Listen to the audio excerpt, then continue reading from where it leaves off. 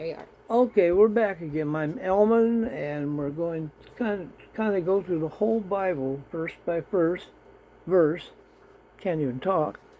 But anyway, so we're going to start here on chapter 7, verse 13. And that's during the time of the big flood. So here we go. Ready? And in the self-same day entered Noah and Shem and Ham and Japheth and the sons of Noah and Noah's wife and the 3 wives of his sons with them into the ark.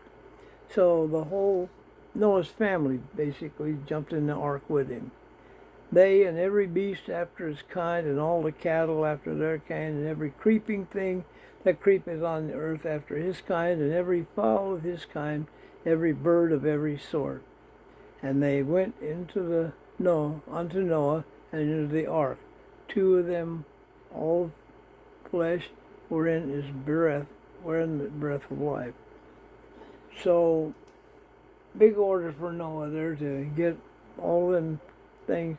And people think Noah just went on. I think Noah was there, but every beast and every cattle after its kind, every creeping thing that creepeth on the earth, and every fowl of his kind, and every bird of the sort, they went into the ark. And I think that was God's commandment. Just doesn't say it, but I'm sure that's what it is. And they went in unto Noah, and 2 at a time, male and female, and as God commanded him. And the Lord shut him in. And the flood was 40 days upon the earth, and the waters increased, and bare up the ark, and it was lifted above the earth. And the waters prevailed, and they were increased greatly upon the earth, and the ark went upon the face of the waters. So they're out there in this boat floating around. It was just there. If there were big waves that hit them, and if there weren't, it was calm water. But, it was just a big floating boat with a lot of animals and stuff in it. And the water, and here we are about verse 19 now, I'm sorry. And the waters prevailed exceedingly upon the earth, and the high hills and all that were under the whole heavens were covered. 15 cubits upwards did the water prevail, and the mountains were covered. And all the flesh died that moved upon the earth, both fowl and cattle and beasts of all kinds, every creeping thing that creepeth on the earth, and every man. So that pretty much says who died. Everybody, except for Noah and his sons and their wives. And that I'm going to say that verse because it says all flesh died that moved upon the earth, both of fowl and of cattle and of beasts, and of every creeping thing that creepeth upon the earth, and every man, all in whose nostrils was the breath of life, and all that was in the dry land died. So basically, if you breathe, you are dead. That's how it sounds. And this isn't like a Bible study. It's just reading the Bible verse by verse and adding some commentary that, if the commentary sounds good to you, that's fine, and if not, I'm very sorry. And every living substance was destroyed which was on the face of the ground, both man and cattle and creeping things and the fowl of the heavens. They were destroyed from the earth, and Noah only remained alive, and they that were with him in the ark. And the waters prevailed upon the earth for 150 days. And I think we're going to go over to chapter 8 and continue on here for a bit. And verse 1, chapter 8 of Genesis. And God remembered Noah and every living thing, and all the cattle that was with him in the ark. And God made a wind to pass over the earth, and the waters assuaged.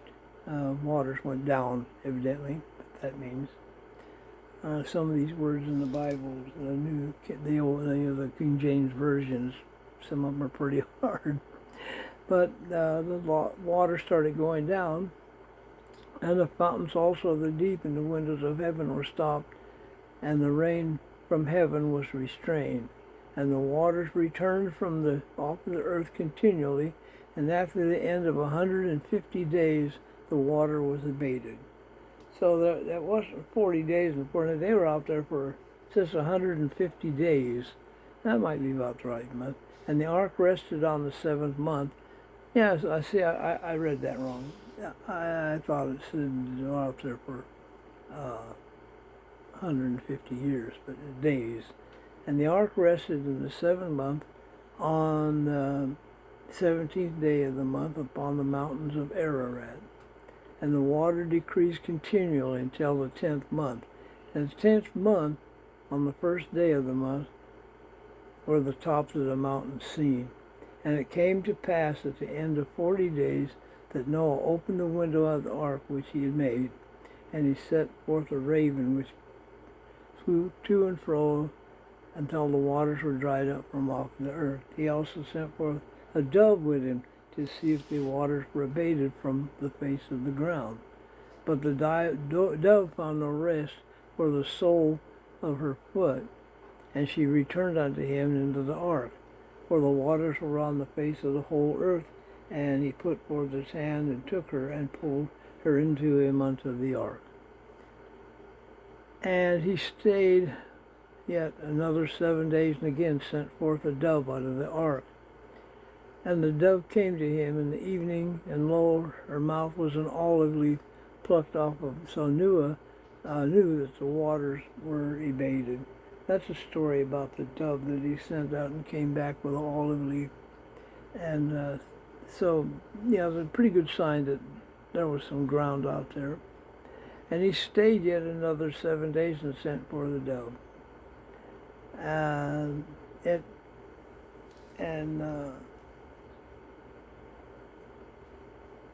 sent for the dove, which returned not again unto him any more. I never read that one before. I had to put on it. And he stayed and sent forth the dove, which never returned.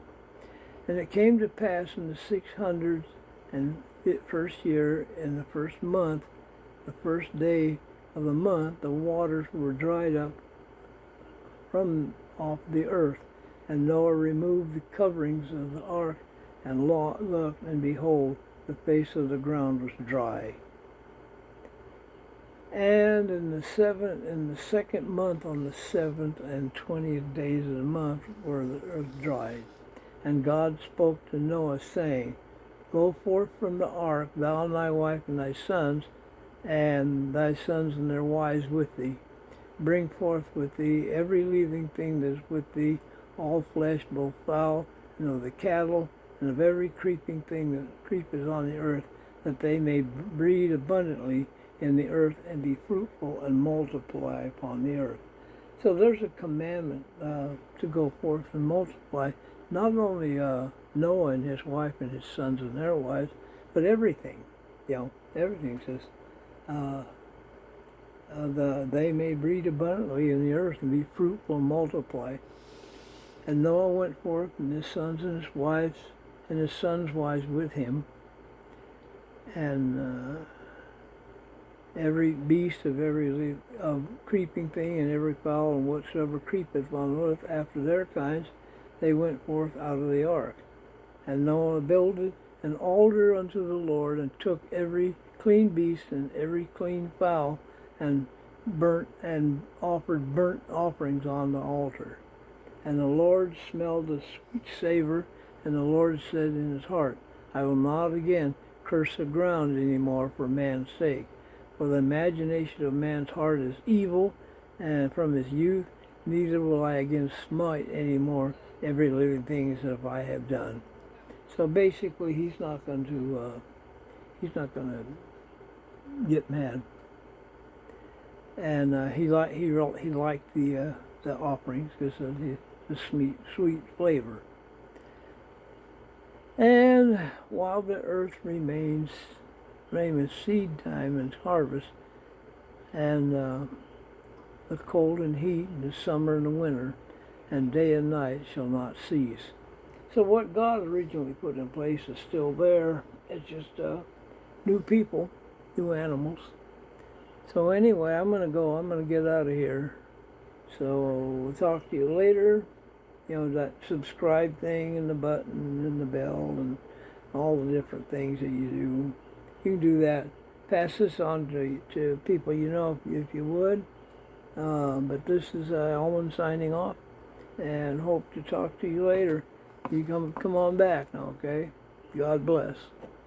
Bye.